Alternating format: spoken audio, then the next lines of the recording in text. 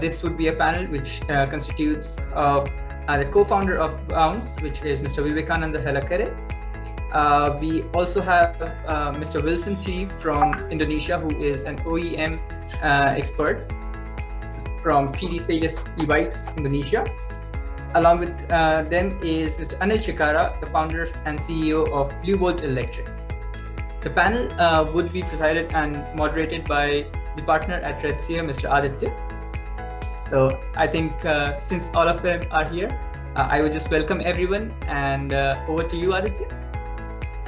Thank you, Jal. Thank you, and thank you so much for all our. Thank you so much to all our panelists for being here. It's both an honor as well as pleasure to host you. We'll start off pretty broadly, and then we'll narrow down to more specific topics. So we'll plan to get perspectives from all of you for this first question. We've seen a major spike in the electric vehicle sales in the last 12 months. So we are expecting to see almost a 300% increase year on year in annual sales compared to last year. We'll start off with you, Vivek. How did we get so much wind in our sales? What factors of these are sustainable and which ones are temporary? I think subsidy did play a big role in accelerating EV sales, and rising fuel prices, I think this also added as a catalyst for more and more people to pick up electric scooters. But I think on subsidy, we all know that probably we are left with 1,500 crores of subsidy, and there is no messaging on the subsidy pool will it and when it comes to the rising fuel prices will continue to get more people to switch to electric scooters, but I think the biggest problem also will be that you see most of the scooters which are sold in India so far is primarily the ones which have been imported from China, assembled in India and sold. So it has its own challenges, as in poor build quality, not localized yet, multiple challenges around that. So I think EV industry also will go through a correction in terms of making sure that the batteries are safe, the components are locally sourced, and also providing a reliable two-wheeler which is on par with ICE counterpart, which is our Honda as such. So we definitely believe that there's going to be corrections there. Excellent. Wilson, we'll move to you. Indonesia is also a market that is dominated by two-wheelers, and electric two-wheelers are becoming a non-trivial part of the market. While some of the factors that Vivek talked about are very specific to India, but what are you seeing in terms of counterparts of these factors in India, in Indonesia, or even the larger region? Yeah. Thanks, Aditya, for the question. So basically in Indonesia, we are facing almost the same problem and challenges that India is facing as well for the electrification of mobility, right? Basically, a lot of OEMs here in Indonesia are directly importing products from China and then assembling here in Indonesia. So we are seeing that a part of the cost parity that we are looking in comparison with ICE and electric vehicle, the product parity in terms of technology actually do pose a challenge to the Indonesian market, because the localization is not happening here in Indonesia, and then the form factor that is actually circulating in Indonesia is actually meant to be in China, for example, for purpose of usage, right? Yeah. So, for example, in Indonesia, there a small family will consist 2 to 3 people, right? And then usually in a motorcycle, a small family will purchase this motorcycle for carrying 2 or more people in motorcycles, but that won't happen for products that is actually imported directly from China, and the form factor is not yet designed for the range anxiety also becomes quite a problem here in Indonesia, because for example, Chhikara is a huge city with 28 million people, and then we are seeing a long range commute from home to work for up to 50 to 70 kilometers, a common commute, right, in Jakarta. However, using the current portfolio of electric vehicles, we are seeing that there are limited products that offer a range up to 100 kilometers. So that is the kind of hindrance and challenges that a lot of Indonesian consumers are facing at the moment. Okay. Thanks, Wilson. Anil, you are constantly in touch with the EV entrepreneurs and even the larger ecosystem. What are you seeing that gives you all hope for the future?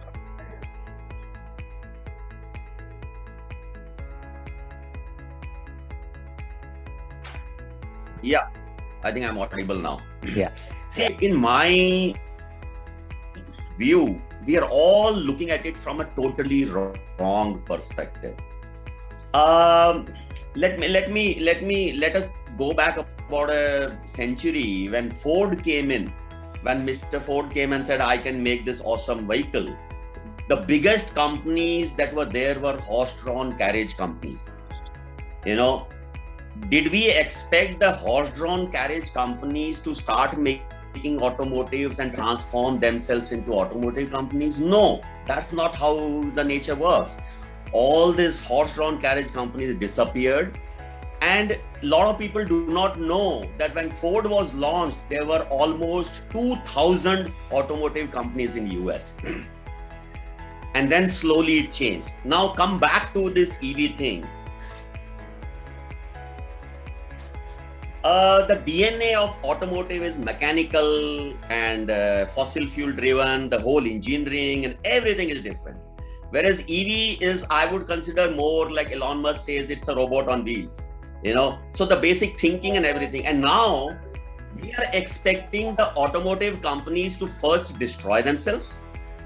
We have Bharat 6, we had COVID, we had a lot of stocks, and suddenly the big advantage these big automotive companies had of this huge plant, huge supply chains and all that suddenly became a baggage that they are grappling with.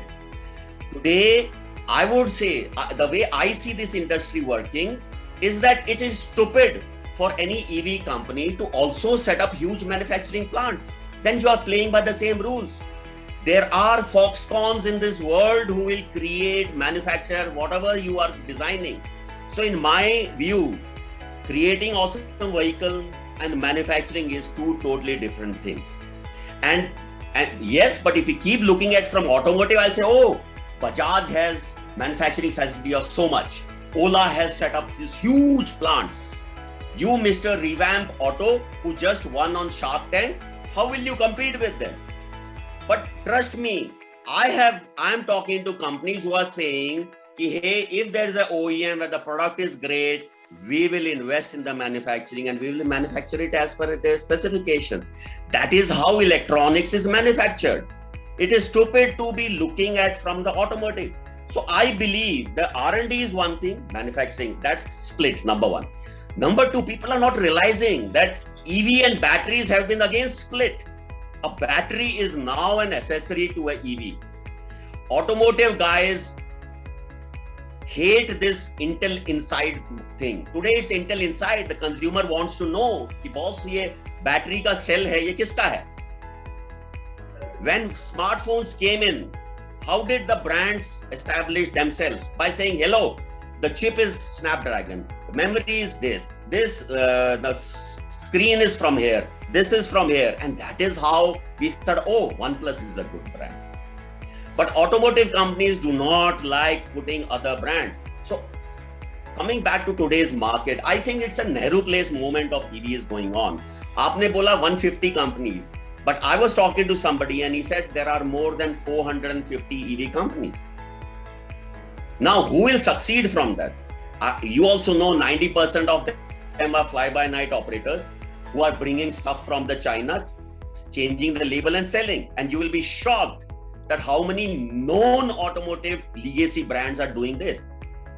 But hope is from companies like Ather and all that who are saying, hey, we will develop the base technology. A lot of companies, when we look at EVs, all we see is battery chahiye, motor chahiye, BMS chahiye. Boss, the main thing is not the battery or the BMS or the motor, as Vivek will tell you. In India, where the roads are fucked up, the main thing is chassis. What materials we are using? are we developing the chassis for India perspective? So tomorrow there will be a manufacturer saying, I only do chassis. This is a very interesting perspective. Very know? interesting perspective, Anil. I think what you're trying to say is that we can almost deconstruct the value chain. Vivek, what are your thoughts, right? Because I heard you say, and you know, the way that we feel a lot of markets have gone is that vertically integrated companies who have more control over more of their supply chain, value chain, tend to succeed. So what are your thoughts on the evolution of this market? So Aditya, I think if you take one of the most important pieces in the electric scooter other than the chassis and the motor is battery. And battery, as we know, is fast moving, right? So the battery tech is, it used to be NMC, now there is LFP, LTO, solid state, multiple things coming in, and they're fast evolving as well. And there are very deep tech companies which are working on making this happen, right? So we believe that as a philosophy, for you to succeed and sustain, you should have a vehicle which is flexible to adapt to any chemistry and move on. And you should leave certain work to be done by the deep tech partners and not try to make cell yourself or pack your battery yourself. We think, I agree with Anil on that. We think it's a traditional way of thinking that we will set up those things and we'll do it by ourselves. But we think that kind of approach works when a battery or chemistry is stable, and we know that there is no probably further innovations which are going to happen on that, and you're now trying to make it yourself so that you get some margins by doing it yourself, etc. But we think on battery, what is super important is not to pack the cells together, not to make your cells or not to pack the battery, but to build a scooter with a strong chassis built for Indian market, for Indian consumers. And I strongly believe that the approach that OEMs should take, at least we have this ability and luxury when it comes to electric scooters, is that the number of two-wheelers which are sold in India, let's say 13 to 15 million two-wheelers, we should ask a fundamental question on why is it only 13 and 15 million and why is it not 60 million? Because still the personal penetration of ownership is still very low for India as compared to Vietnam or China. We should have been at a much larger number compared to where we are at.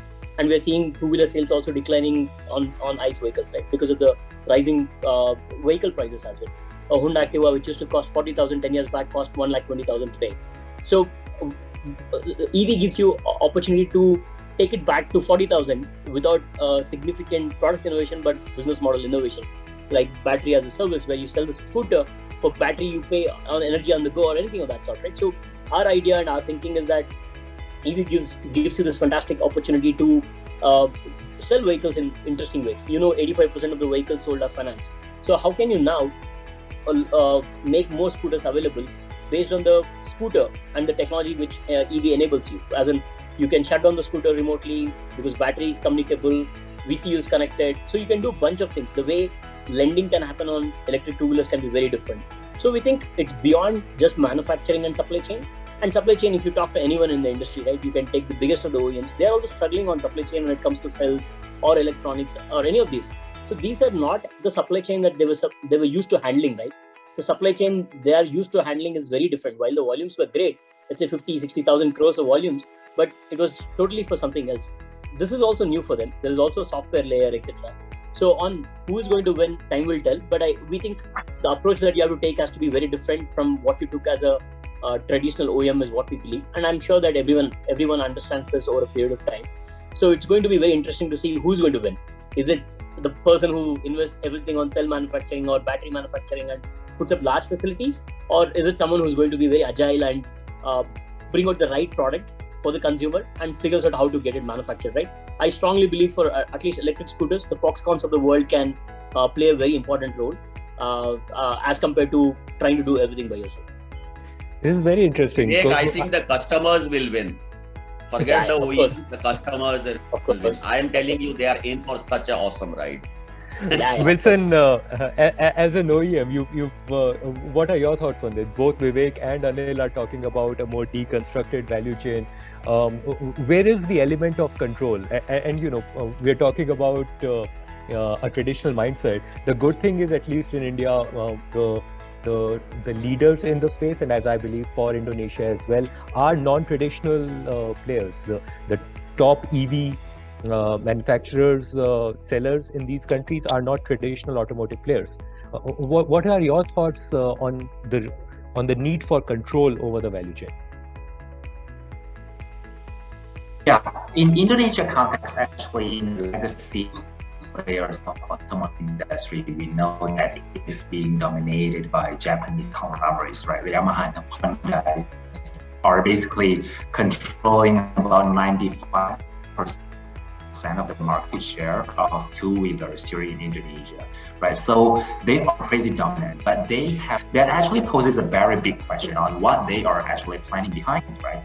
Because we know that they have not had any success kind of use cases outside of Indonesia as well in terms of adopting the electric two-wheelers in any market, right? So we are actually guessing what are the next steps for them, right? We know that they won't be missing out in terms of the roadmap of the industry, but in terms of the deconstructing the value chain and so forth, right? I still believe that there are two elements that we would like to see, right? The first one is the cost, right?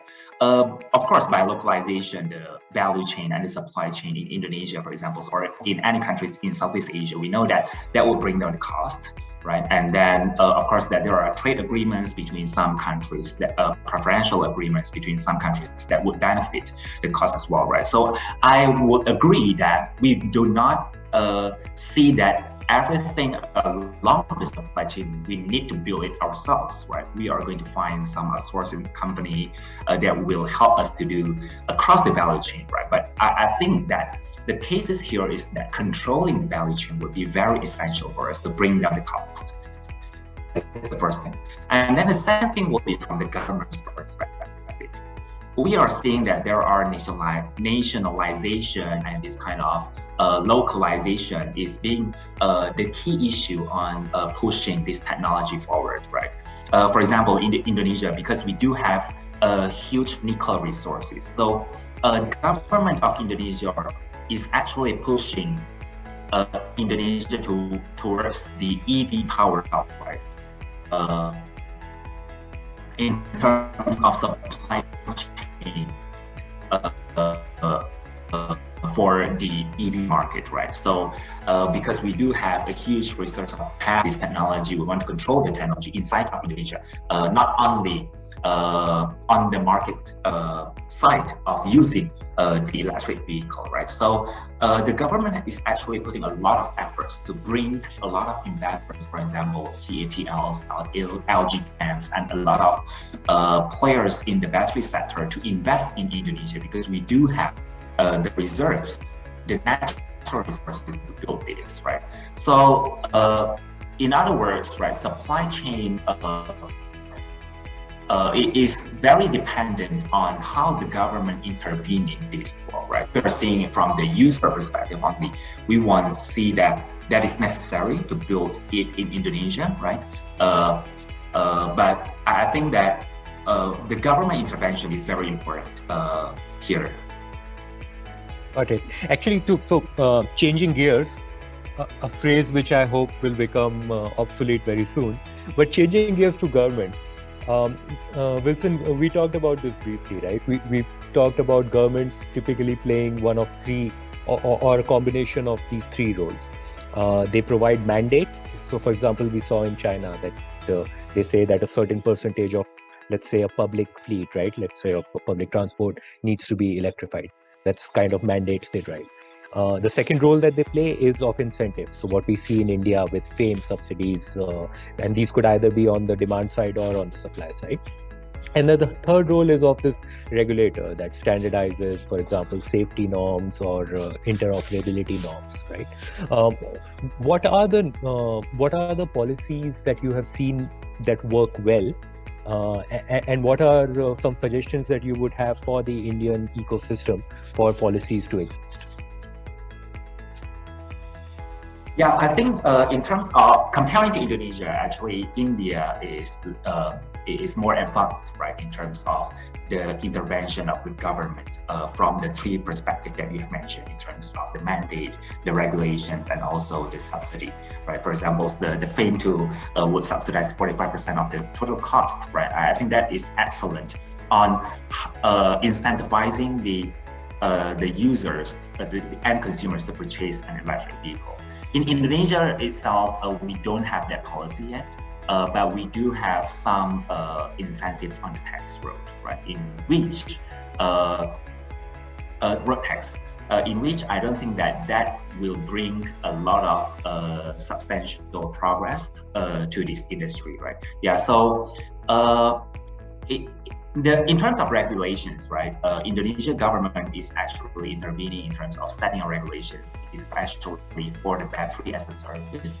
They would like to standardize the safety, the dimension, the voltage, and so forth of a battery specification. In my point of view, that is not going to be necessary at this stage. Because it will hinder innovation, right? We know that we are still in the nascent stage of the growth of electric vehicle, and then by setting the standard at the very early stage of this, would bring some, will bring down innovation, right? That is something that we will not want it to happen in the short term. However, I think in terms of safety of the battery, it is essential for us and for the government to intervene in this, in which I think India has done so as well. Yeah.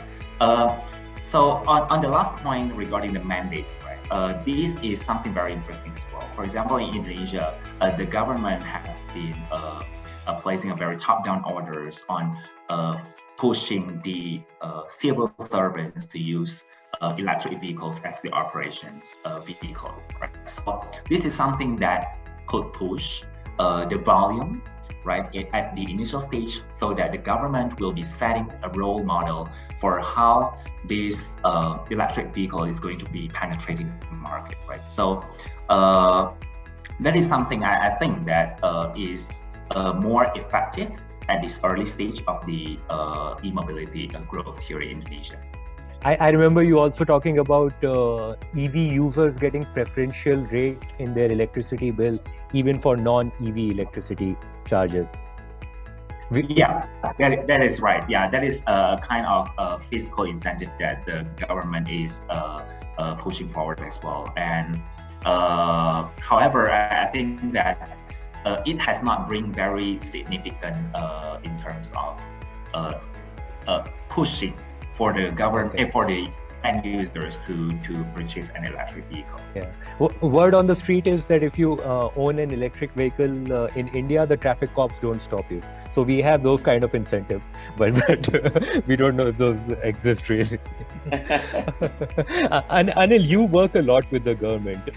What are your thoughts on the policies that do we already have the policies, or do we need more policies to take us to 100? See, I personally always believe any sector, the biggest incentive government can do is be away from it and let it flourish. And we have seen that last in 2-3 years. Everybody looks at the EV revolution from a Western perspective, where it started from cars. But in India, the revolution has started from bottom of the pyramid. You go to any city and you'll get these e-rickshaws, electric rickshaws. They all started with lead acid batteries and stuff like that. But that was a segment where government didn't, go into much. And you can see the effect. I had gone to say Guwahati and there were hundreds of them, which has meant that people can see the effect of that. They were saying, yeah, it's same crowded, but it is less polluted. So the way people in metros look at EVs and the way people in tier 3 and tier 4 look at it is very different.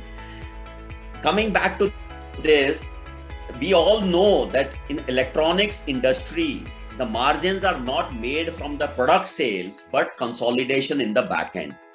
The more you consolidate, the better prices you will get. So imagine that Bluebolt Electric, we work with multiple brands, 10, 20 odd brands and all that. The government is now de-linked battery from them. Right? Over the next 12 months, I think this whole thing will be clarified where the battery is a separate thing. So what I envisage is buy the EV from any OEM and the battery you will get a choice. Like we are talking to Panasonic. So the consumer should have a choice. Here's a Tesla power battery. Here's a Panasonic battery. Here's a Samsung. This is China CATL. This is that. and each of the price is different. Then the user picks up the battery depending on your use case. If it's very critical, they'll say, no, I need this. Or if it's not critical, they'll say, I will do this. That is the choice. The delinking of the battery, which represents almost 50% cost of the EVs, is the biggest thing. Now link it with the production linked incentive. Now, if I in the back end can consolidate from all the OEMs the battery requirements, and the OEMs don't have to sell batteries. The government has said that. I can go to Panasonic and say, hey, here is a consolidated thing. I will give you this thing. See, in the coming years, the challenge is not selling EVs. The challenge is making sure the supplies, back-end supplies of good components is available. That is the key. It's not the demand. The demand is crazy. So you will have this cheap Chinese shit available ex-showroom, but then you will have an Ather saying, boss, 3-4 mahine ka waiting hai. You know? And today, the consumer, it's a trust deficit between the consumer and the new EV companies. They trust the old legacy brand, but the legacy guys are themselves confused because what they thought was their legacy distributions, this thing.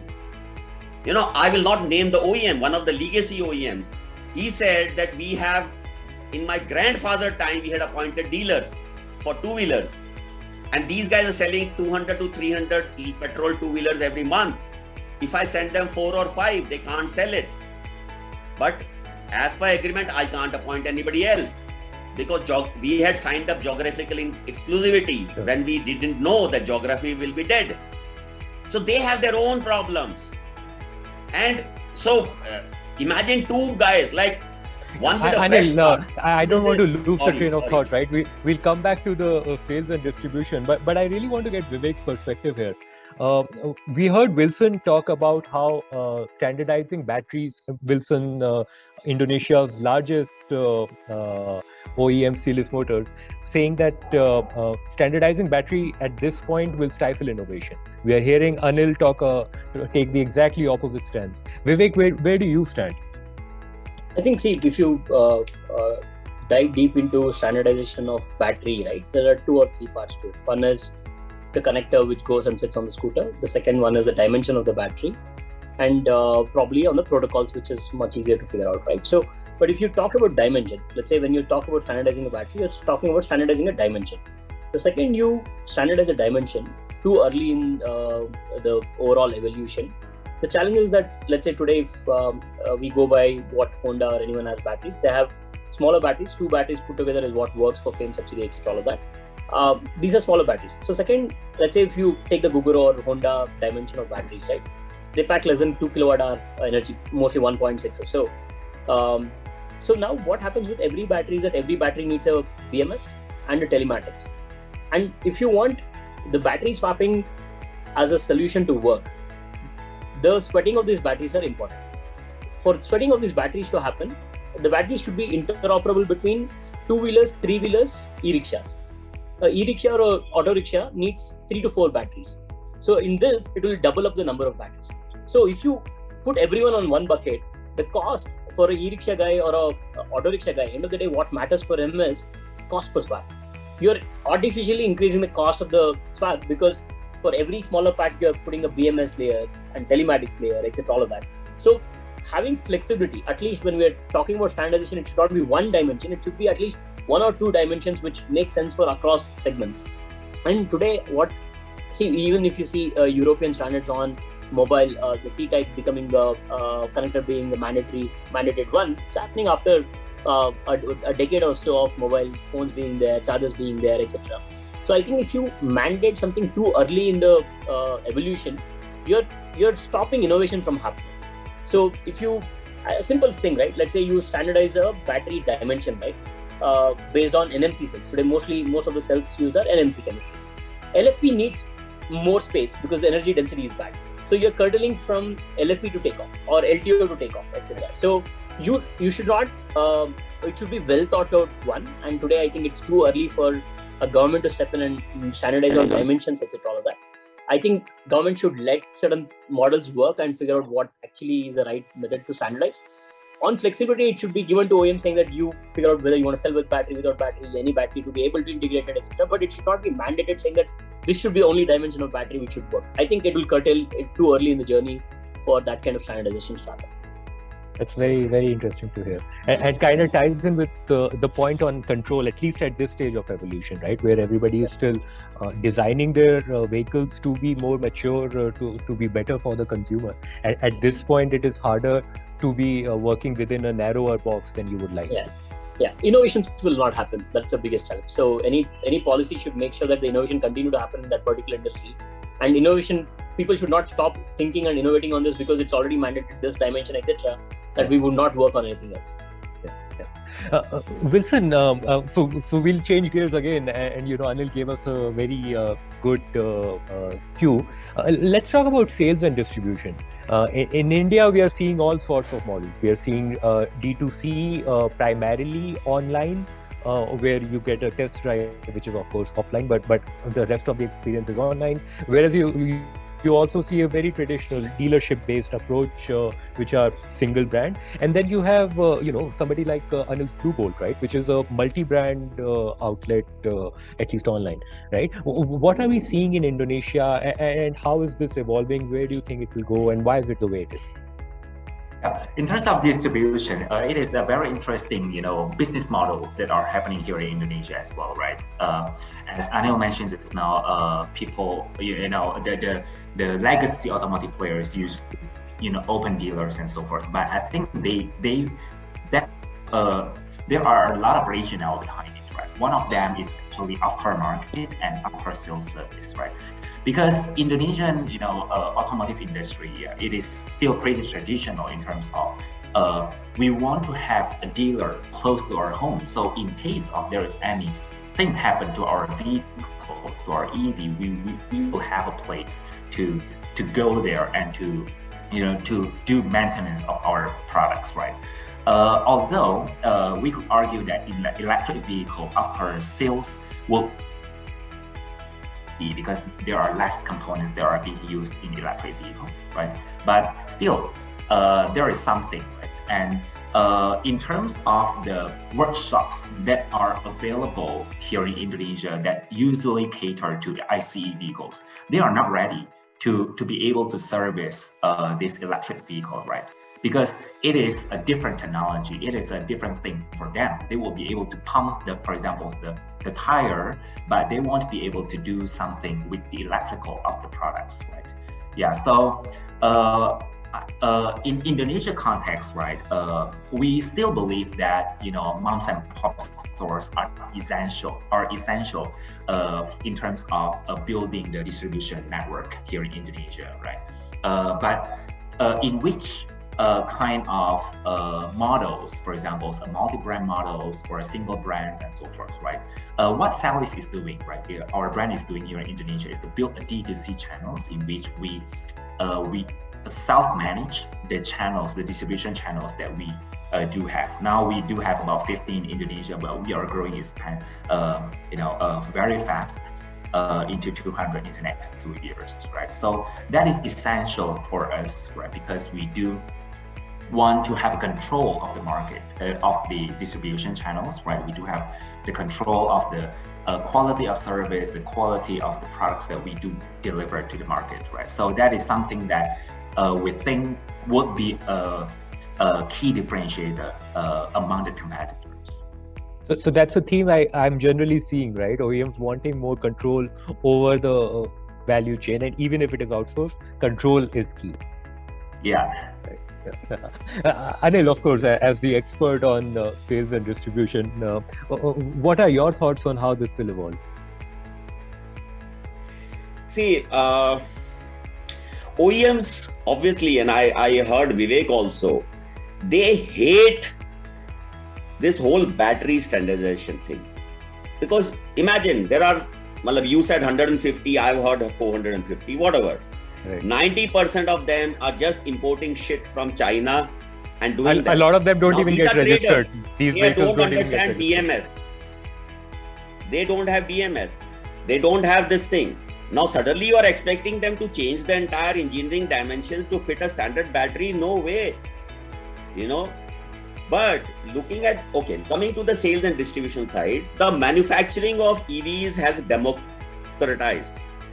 Earlier, if you wanted to set an automotive company, you would need hundreds of millions of dollars. Today, 2 kids out of college can make it. So that has been democratized. But if you look at the sales and distribution of automotive, it is still held by legacy guys. It is a fact, not just in India, but in US, Europe, anywhere. The automotive distribution in any city is controlled by 2 or 3 business houses. Because the entry barrier to sales and distribution is still very high. The OEM would love to get 30, 40, 50 lakhs upfront. Then the OEM would love the dealer to spend about 1 crore or for international audience another $100,000, $150,000 in building a showroom. And then you are waiting for customers to come. You are assuming, this is again the problem of thinking it is automotive. It is not. And especially when Tesla has shown it.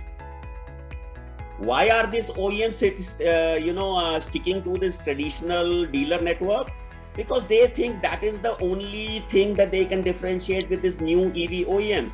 They do not realize the customers do not want this. There was a big survey where the customers, that 24% said, I need test drives at my home. 20% said, please give me detailed videos of that. Shashank, who's the head of sales for Maruti, he has gone on record saying out of 26 touch points we have with customers, 21 are digital. The automotive sales and marketing, the holy grail is do whatever you want digital. Bakre ko showroom pe leke aao. Bring the guy to the showroom and we will, do it there. Nobody loves talking to an automotive sales guy. He may give you the best deal. You will walk out thinking, yaar, lagta hai chutiya bana diya. Whereas the DNA of electronics is openness. All the I consider it parallel to the mobile industry, not the automotive industry, where the whole DNA is let's be very open with our consumers. So you're thinking again multi-brand outlets in the future and primarily. So sales and marketing is, earlier when automotive was there, either we had a cycle which is 5,000 or fancy 10,000, or this two-wheeler which is 70,000, 80,000, 90,000. There was nothing in between. People are forgetting that there is this new category which is non-registered, non-licensed, which is going to fill this gap. What happened in mobiles? Today you have brands, 5,000 to 10,000 smartphone. This is the one. 10 to 15, 15 to 20, 25, 30, 45 lakh, 10 lakh, whatever. The market slices, dices as per that. And there the DNA is OnePlus says, I will release this phones for say 40,000. Automotive, they want to keep reducing the price. In electronics, they want to stick to the price and give more features in the same price. So it's a basic DNA difference. In 4 years' time, all the legacy sales and distribution networks will disappear. Very. Vivek, at home test drives, like we have tied up with delivery, where the scooter or bike will be delivered at home in a box. Right. Boss, 15,000 ke phone ka proper packaging aata hai. But when Ola delivers their thing, a truck jata hai, kehta ye le pakad apna scooter. What is that? Where is the customer experience? This is the first time in his life that he is looking at an EV. So I think that's a problem. We are always looking at, because just like the horse-drawn carriage guys, the automotive companies today have a part of the GDP, employment, and manufacturing facilities, huge this thing, which is a huge baggage they're grappling with. Yep. Do you think these guys will come up? No. People think that these guys will start acquiring companies in private. Boss, by acquiring, the DNA doesn't change. Right. Yeah. Got it. In 10 years, trust me, in two-wheelers at least, you will not find any old name. Guaranteed. Perfect. It's a totally different, it's a electronics, back-end, supply chain, consolidation, things like that. Foxcons and all. This is not automotive. Vivek, at the risk of guessing what your answer is, which has to do, I would assume, with more control over how you control the customer experience. What are your thoughts on sales and distribution, and how do you see even bounce evolving in the future? We think it's going to be a hybrid one. Touch and feel is important. Okay. So either it can happen at an outlet or it can happen at the doorstep of the customer. We think doorstep is much easier for consumers, and also it solves for a lot of problems. And interestingly, the old dealership model, where you have large showrooms and spend a lot of money, most of the money used to come from service revenues. The service revenues in electric scooters is going to be much lesser, which makes it hard for the existing large dealership formats to work on electric scooters, is what we believe. So the format they spend on the dealership, the running cost has to definitely has to be relooked as compared to petrol vehicles. Another thing that we have is that the amount of time that consumer has spends at the dealership is much higher for an electric vehicle as compared to gasoline vehicle. So how do you educate the user, etc. A lot of things can happen online or over other mediums as such. I think the offline stores will play a pivotal role for next 5 to 10 years. So it's going to be a hybrid. As we speak, the way we do this is customers can come book online and get a scooter delivered to them. They can do doorstep test ride. At the same time, we have smaller experience stores where they can go and touch and feel, talk and understand. So we will have an omni-channel hybrid kind of format, and we are not married to any one particular thing. We will continue to understand what works and accordingly make it work. Okay, perfect. So I think we are almost out of time. One last question, just rapid fire. Your top one area where you think huge investments, either by the government, public, or private, by companies, by startups, by consortiums of some way, which will help us take from 0 to 100. Vivek? I think across EV, the investments are going to happen because it's also not clear on where not to invest, where to invest. So we'll see a lot of spray and pray also in smaller checks. When it comes to larger ones, probably we think there's some investments which are definitely going to go in terms of building the capabilities in terms of supply chain, battery cell manufacturing, etc. All of that. So I think a lot of low margin things like cell making, etc. also will happen. But different kind of investors will invest in different segments as such. Also, EV throws up some innovation possible in terms of breaking the value chain. I think financing is a very interesting one on electric vehicles. It has still not seen too much of capital going, but that can be a very interesting thing that I think. Okay.